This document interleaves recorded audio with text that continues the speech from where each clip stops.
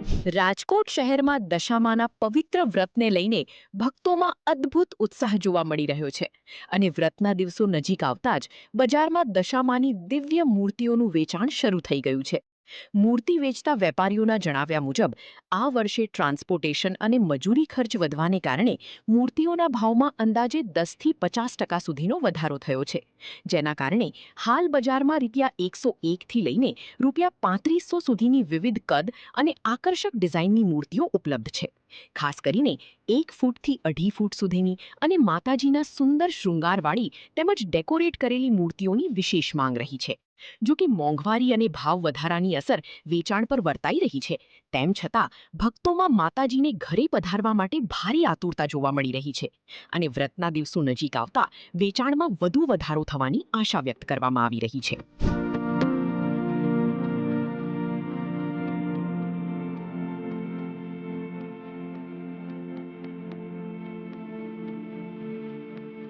મારું નામ યશરાજસિંહ કૃષ્ણસિંહ જાડેજા. ગયા વખત કરતાં આ વખત થોડુંક ઓછું જોવા મળી રહ્યું છે.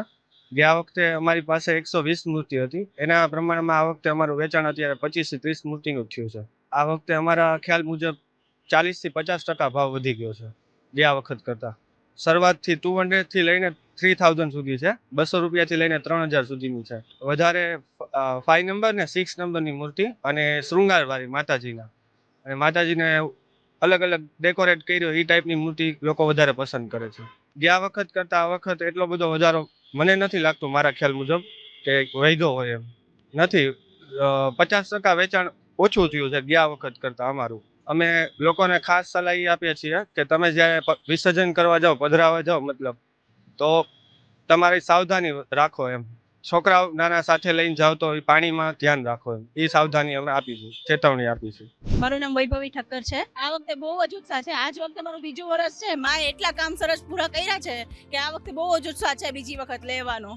હા, એ બાબતે પણ થોડુંક છે કે બહુ ભાવ વધી ગયો છે, પણ હવે માતાજીનું હોય એટલે એ લોકો પણ એવું સમજતા નથી કે ચલો માતાજીનું છે એટલે આપણે થોડુંક રાખીએ, પણ હવે એ બાબતે તો શું કહી શકાય બીજું.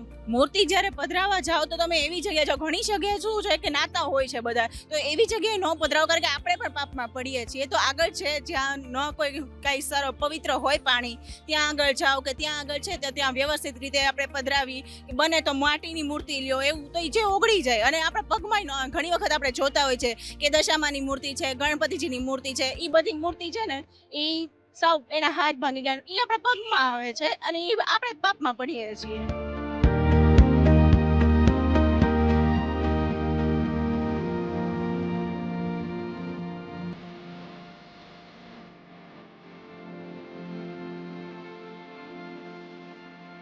પરેશ કેસરિયા. ખરીદીમાં સારો છે આ વર્ષે પ્રતિસાદ, અને 15 થી 20% મિનિમમ ભાવ વધારો પણ છે.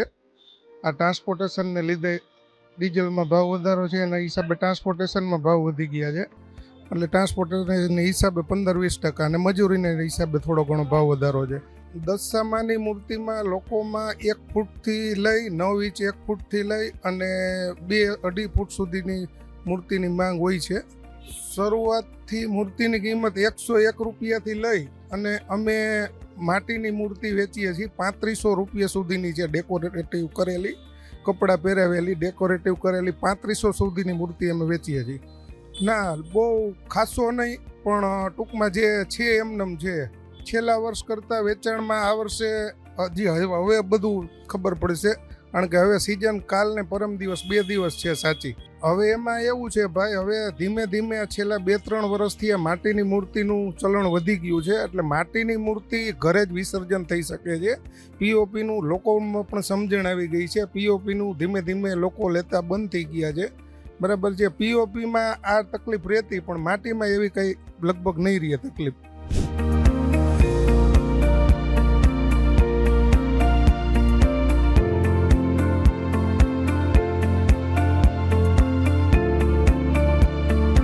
મારું નામ રશ્મિ છે.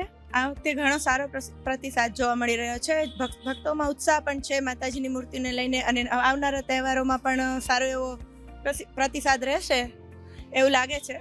એના વિશે તો હું એટલું જ કહીશ કે અત્યારે બધી જ વસ્તુના રો મટીરિયલ્સમાં અને એમાં ભાવ વધતા હોય છે, એમાં વેપારીઓનો એમાં કોઈ વાંક હોતો નથી, જેના લીધે એ લોકો પણ શું કરે કે એ લોકોને જ ઉપરથી જ કોસ્ટલી આવતું હોય તો એ લોકો એને ભાવ વધારવો જ પડે છે. પણ આમાં તો નાના માણસોને જ બિચારાને માર રહેવાનો છે આ બધી વસ્તુના લીધે. એ વસ્તુ બહુ જ ખોટી છે, એવું કરવું ન જોઈએ. એના બદલે તમે ઘરે જ આ વિસર્જન કરો, જેના લીધે આપણે પ્રદૂષિત વાતાવરણ ન થાય અને માતાજીનું પણ અપમાન ન થાય.